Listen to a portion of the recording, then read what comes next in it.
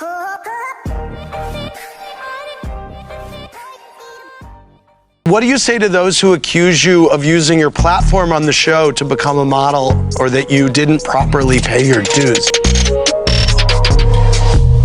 Of course, I had a platform, and I never took that for granted. I always knew that that was there, but that almost made my job a little bit harder, only because people, probably didn't want to hire me because I was on a reality TV show. I think, everyone around me, whether it's friends or family, knows how hard I worked and still work, and I did everything that I was supposed to do and had to do to get to the position that I'm at now as a model. I went to every single casting and ran all over not only New York City, but all over Europe trying to, get a job and make my way. I definitely worked my way to where I am now. I think it's just a perception that people have that I just was like, give it to me, and I had it. It definitely was not that. I took my last name off of my name on all my modeling cards so that I was taken completely seriously. I mean, I literally went to the middle of nowhere castings.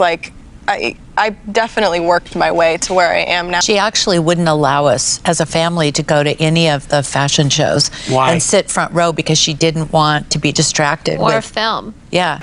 Kendall, do you only date basketball players, and do they have to be good basketball players in order to get your attention? No, I actually don't only date basketball players, if anyone's ever done their research. But I do, I'm not ashamed that I have a type. And I'm also a genuine basketball fan, so that just kind of, has happened. If you weren't a model, what do you think you would be doing?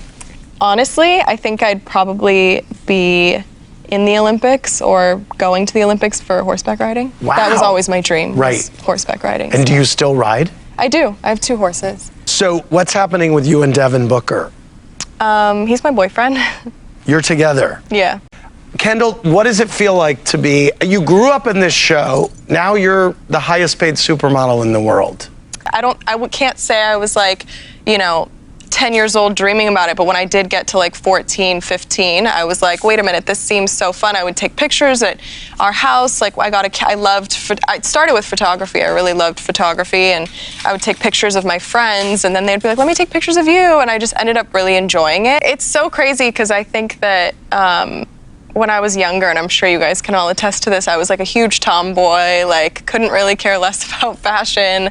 All I cared about was my horses and what sports I was playing. So it's really interesting that I think at the beginning, especially of our show, that was more me. And then over time, I think it kind of happened really naturally. And it was I know it's kind of corny to say, but almost like destiny. I think that was what was pushing me that direction. And I presented the cutest little modeling book to my mom when I was 14, and then she did her Kris Jenner things and made it all come to life. It seems like you have consciously decided to keep your relationship out of the public eye. Yeah. It's always I feel like it's always worked better for me that way. But I think it was personal preference from a really young age that I didn't really want to Yeah. I think it makes my life a lot easier and our relationship a lot better, to be completely honest. No offense to my older sisters at all, but I think that Kylie and I specifically have, had the opportunity to watch my older sisters, go through marriages and relationships and breakups and all these things. I just feel like it's a private matter. It's not really for anybody else to judge or know.